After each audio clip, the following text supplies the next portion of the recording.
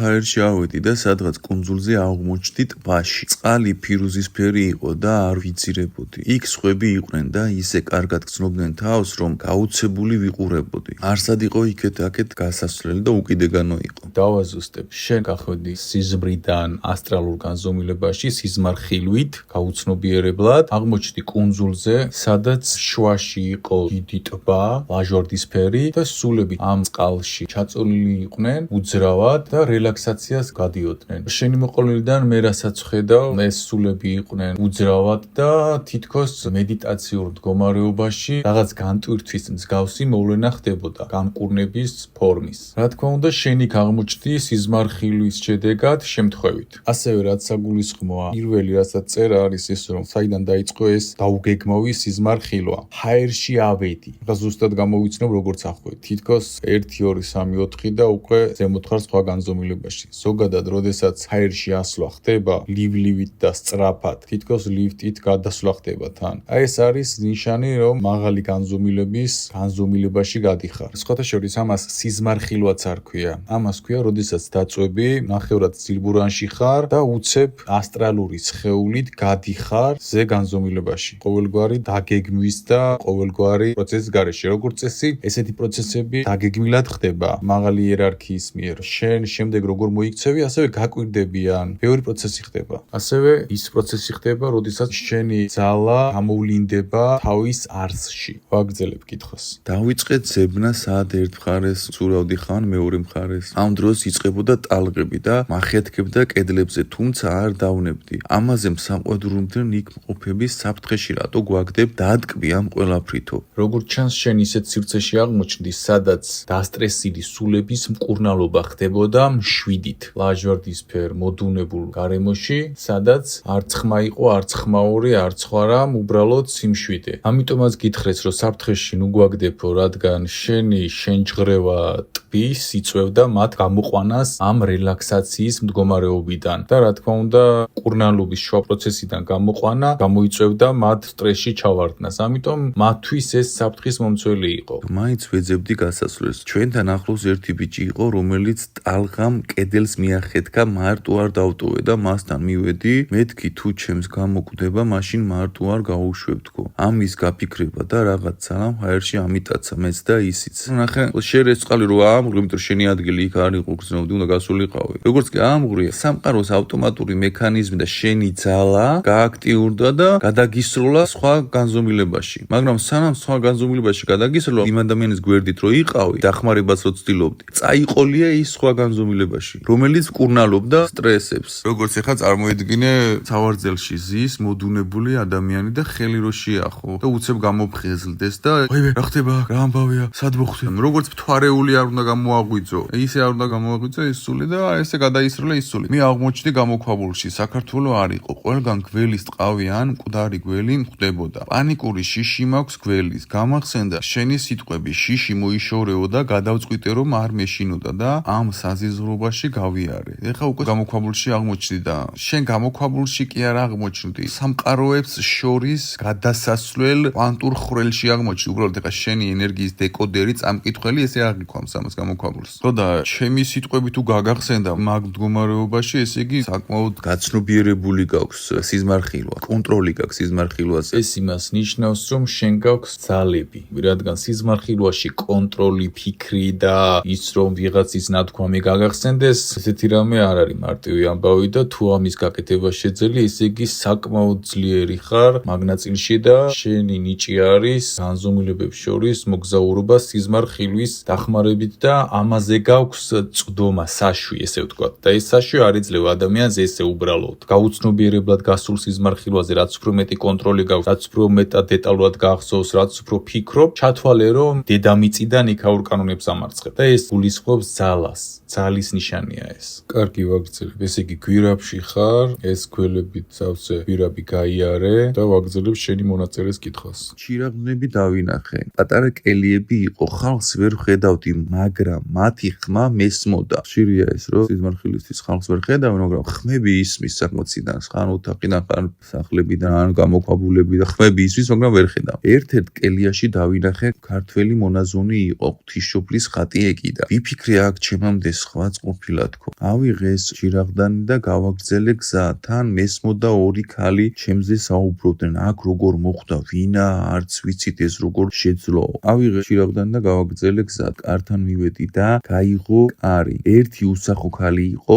მეორეს სახე ჰქონდა. მეორე ქალმა პირველს უთხრა: გაიყვანე, მე უნდა შევატყობინო ამის შესახებო და რაღაც უცნაურ ფურცელზე კალმით წერა დაიწყო. ნახე, პირველი, რომელსაც სახე არ ჰქონდა და მეორე, რომელსაც სახე ჰქონდა, ის მართავდა სიტუაციას. პირველი, რომელსაც სახე არ ჰქონდა, ის არის სამყაროს ავტომატური მექანიზმები. ესეთი ავტომატური მექანიზმები არის სამყაროში, რომლებიც არეგულირებენ სისტემას და აბალანსებენ. თუ ვინმე ის ადგილზე მოხდა, სადაც არ არის მისი ადგილი, სისტემის ბალანსირების მექანიზმები არის. ამიტომ ახლა შენ რო იქ აღმოჩნდი და ამღვრიე ტბა, გაცურე, გამოცურე და ხალხი გამოაღვიძელა ამის, რომლებიც კურნალობდნენ, მაგას ხო ჭირდება პატრონიზე დამხედველი. ეს ამას აკეთებს ავტომატური მექანიზმები ყველაფერს. როგორც პლანეტები კიდია ჰაერში და თავზე არ გეცემა მთვარე, რაღაცა უხილავი ძალა იჭერს, ესეც კონტროლის მექანიზმებია სამყაროს. ხო და მეორე, რომელსაც სახე ჰქონდა, ის შედარებით უფრო გაცნობიერებული მექანიზმია იმ განზომილებების კონტროლის. მეორე ქალმა პირველს უთხრა სახიანმა: გაიყვანე, მე უნდა შევატყობინო ამის შესახებ. იქაც იერარქიებია და შეატყობინებს ვინც ამ ყველაფერს არეგულირებს. ამ დროს კარი მომიხურა, თუმცა დავინახე იქ საწოლზე რამოდენიმე გოგო და ერთი ბიჭი იწვა. ეს ბიჭი გონზე არ იყო, შეიშალა. იმ უსახო მითხრა: შენ გადმოიყვანე და ახლა ვცდილობთ ვუშველოთ უკან დავაბრუნოთ. გონზე არ იყო, გაგიჟდა.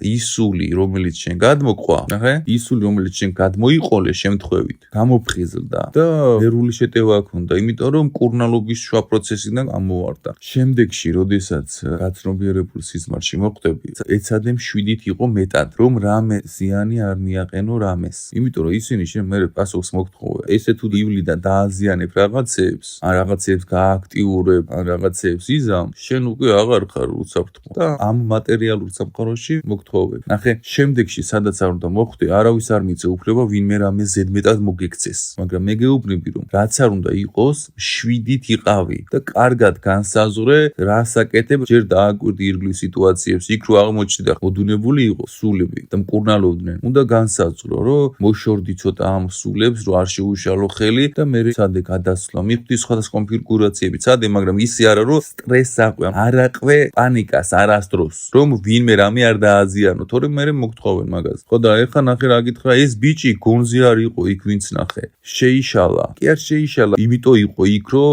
სულიერი ნერვების პრობლემა ჰქონდა, კურნალობდა. შენ უბრალოდ გამოაგდე იმ მდგომარეობიდან. იმ უსახომ მითხრა: შენ გადმოიყვანე და ახლა ვცდილობთ ვუშველოთ უკან დავაბრუნოთო. დააბრუნებდნენ ისე უკან, ჩასვამდნენ ისე მდგომარეობაში და გააგრძელებდნენ მის კურნალობას. ამის მერე ქართველის კელიაში შემიყვანეს. კედლებზე უცნაური წარწერები იყო იეროგლიფები. უსახომ გამაფრთხილა. აქედან არ გამოხვიდეო. მე რა თქმა უნდა არ დაუჯერე და როგორც წავიდა გავიპარე. ლაბირინთი გავიარე, არ გამიჭირდა, იმიტომ რომ ყველა საუბარი მესმოდა. ქვევი ჩავედი, უზარმაზარი ლაბორატორია იყო. ქართული ანბანი იყო. ყველა ასო არის რაღაც კოდის მატარებელი, ძალიან დიდი შინაარსის. ძველი ქართული ანბანი კოდებია. შევეხე ერთ-ერთ მათგანს და გავითიშე. ყველა მიწისქვეშა გვირაბის რაღაც კარიბჭეების კომბინაციები იყო სოფლიოს გარშემო. ერთ-ერთი ხვამლის მთა და კიდევ ერთი არ ვიცი სა, თუმცა საქართველოშია. ნახე, ქართული ძველი დამწერლობა არის სამყაროს მექანიზმთა ენა. ეს მექანიზმები მუშაობს ამ ენათა კონფიგურაციებზე, როგორც კოდი აკრიბო რაღაც მექანიზმებში. ამ ენაზეა დაწერილი სხვადასხვა განზომილების ასევე პროტოკოლები. აი როგორც ახლა მაგალითად მიხვიდე და რაღაც წარწერა ეწეროს კარების შესასვლელთან და ქართულად რო ეწეროს, სხვა ენაზე რო არ იყოს შესასვლელი. ზუსტად ესეთი რაღაც ხდება სამყაროს მექანიზმებში და დღესდღეობით ჩემთან უამრავი ადამიანი მოდის, ვისაც ხილვები აქვს ქართულ ანბანებზე, ზოგს გარკვეული ძალები თხოვენ, რომ ქართული ანბანი ისწავლე, ნუსხური ისწავლე, ის ენა ისწავლე და მიხვდით რა ხდება, მოთხოვნას ზრდის მაღალი იერარქია ქართული ძველი ენის შესწავლის მიმართ კონკრეტულ ადამიანებთან მიმართებაში. ვისთვისაც ეს მნიშვნელოვანია მომავალში. რადგან როგორც ჩანს, როგორც კი რაღაც საკვანძო მომენტები მოხდება დედამიწაზე, კონკრეტული ადამიანის ნიჭის მქონე ადამიანებისთვის ამ ენის ცოდნა საჭირო იქნება იმისთვის, რომ გარკვეული კონფიგურაციები სამყაროზე ზემოქმედება მოხდეს. ან რაღაც კარებები გაიღოს, ან დამცველობითი ფუნქციები, ან გაშიფრვა მოხდეს. ყველა ადამიანს სხვადასხვა ნიჭები აქვს და სხვადასხვა ფუნქციური დანიშნულებებით ვართ. ზოგი განზომილებებში დადის, ზოგს მოდის ენებზე ცოდნის პროტოკოლი. პროტოკოლები, ზოგი ემპათია, ზოგს განკურნების ნიჭი აქვს. ადამიანთან ნიჭები დანაწილებული არის განყოფილებებად. როგორც ჩანს, სამყარო კიდევ თავს იზღვევს. მაგალითად, მოვიდა 1000 კაცი, ვისაც შეუძლია ქართული ტექსტები გაშიფროს, მიიღოს ინფორმაცია სამყაროდან, ისწავლოს. მაგალითად, მოვიდა 1000 კაცი მომავლის მხედველები, 3-4-ს უკვე ვიცნობ. ასეთ ადამიანს, რომელიც ხედავს მიწისძვრებს წინასწარ, ოღონდ ერთმანეთს არ იცნობენ ესენი. მაგალითად, ნახა თურქეთის მიწისძვრა რომ მოხდებოდა, ერთმაც ნახა, მეორემაც ნახა და მესამემაც ნახა. უბრალოდ გონია რომ მარტო თავად ნახა ეს. მიხვდით რის თქმა მინდა? არიან ემპათები ასევე, რომლებიც პირდაპირ გრძნობენ სხვა ადამიანის ემოციებს სასწაულებრივად. და გონიათ რომ მარტო არიან. მაგ ყველაფერზე დავდებ ნაშრომებს. ცალკე ფოლდერი მაქვს ემპათების, რომელთა ისტორიებიც გაგავოცებ. ჩვენ უბრალოდ ერთმანეთს ვერ ვხედავთ, მაგრამ ემპათები ცალკე არიან, მომავლის მხედველები ცალკე არიან, სხვადასხვა განზომილებაში მოგზაურები ცალკე არიან და ასევე არიან ადამიანები, რომელსაც სხვადასხვა ნიჭები აქვს შერეულად. და ეს არის სამყაროს საერთო პაზლის, საერთო გეგმის ნაწილი. რაღაც ადამიანების კატეგორია ამ ნიჭს არ განახორციელებს, ვერ გაივლის გზას, რაღაც ახორციელებს და დაზღვევებია, რადგან ესე ერთს აქვს. და ეს ყველაფერი ძალიან საინტერესო არის. მე არ დავიჯერებდი ამ ყველაფერს წლების წინ. უბრალოდ ეხლა უკვე ნათლად ჩანს, როდესაც ეს ადამიანები ერთად მოდიან ჩემთან და ერთი მიზიარებს ისტორიას, შემდეგ მეორე მოდის და მეორე მიზიარებს ისტორიას, რომელთა ისტორიებიც თანხwebdriverში მოდის შვეიცარიული საათის მექანიზმივით. მერე მესამე მოდის თანხwebdriverში და უკვე აღარ მჭირდება მე რამე ვირწმუნო, დავიჯერო და გადმოვიჯერო. მე უბრალოდ ვიცი უკვე რა ხდება. ამაშია საქმე. ასევე ოთახში რომ დაგტოვა იმუსახო ქალმა და გითხრა არ გახვიდეო, ერთი რაღაც იცოდე, რაღაც რომ გეუბნება რომ არ გახვიდე არსათო. აქ უკვე საუბარია იმაზე რომ შენ გეკითხებიან აზრს. შენს ნებას ცემენ პატივს და აქ საგულისხმოა ის ფაქტი რომ შენ აღარ გაქვს შეხება დაბალი არსის არსთან. რომ გითხრა არსად არ გახვიდეო, ამით გითხრა რომ შენ ნება გაქვს. გალიაში რომ ჩაიყუდებინე, უკვე დაბალი ვიბრაციის არსებთან გექნებოდა შეხება. მაგრამ ამის ნაცვლად გითხრა რომ არ გახვიდეო, ის ავტომატური მექანიზმია და იმას არა აქვს შენზე ძალაუფლება. მაგრამ ეხლა თუ ხედავს რომ სხვა ნაწილებს აზიანებ, მერე უკვე სამყარო მიცემს მას ძალას იმ მომენტში რომ გაგაჩეროს. მაგრამ თუ შენ არ აზიანებ სამყაროს, შეგიყვანა ოთახში გაჩვენა რომ აი ეს შედეგი გამოიწვია შენო, ამ ბიჭთან მიმართებაშიო. მერე გაგიყვანა და გითხრა რომ აქ დამელოდეო, სანამ მოვაგვარებ ამ ამბავს, იმიტომ რომ ჯერ ამ სულს უნდა მივხვიდე, მაგრამ მერე შენ გამოიპარე და ისევ ქართული ანბანის რაღაცები იპოვე და რაღაცებს დააჭირე ხელი და დაინახე ის, რაც დაინახე. რაღაც კარიბჭეების კომბინაციები იყო მსოფლიოს გარშემო. ერთ-ერთი ხვამლის მთა და კიდევ ერთი არ ვიცი სად, თუმცა საქართველოში. ხო, ახლა აქაც კიდე გამორიცხული არ არის რომ როდესაც მოხდება ხვამლის მთის და მსგავსი ეს კარიბჭეების ნახვა, იქ იყოს სიტყვათა კომბინაციები, კოდები, რომლის გარეშეც გაღება შეუძლებელი იქნება იმ კარების და შესაძლოა ამისთვისაც გარკვეულწილად ამზადებენ ადამიანებს, რომ ეს კოდია ამის, ან ეს არის, ან ეს გამოიწვევს ამას. ამიტომ ყველაფერს მნიშვნელობა აქვს. ამ დროს უსახო მოვიდა და გამომაღვიძა. ქართულ ანბანს დროში ახე ხელი. ინფორმაცია კი არ წაიკითხე თვალებით, არამედ ხილვის სახით ნახე. აი როგორც ხა კედელზე რო ეწერო, წარწერა და ხელი რო შეახო და გაინახო ინფორმაცია. აი ესეთი რაღაც წაიკითხე. და ამ ქალმა გამოგიყვანა.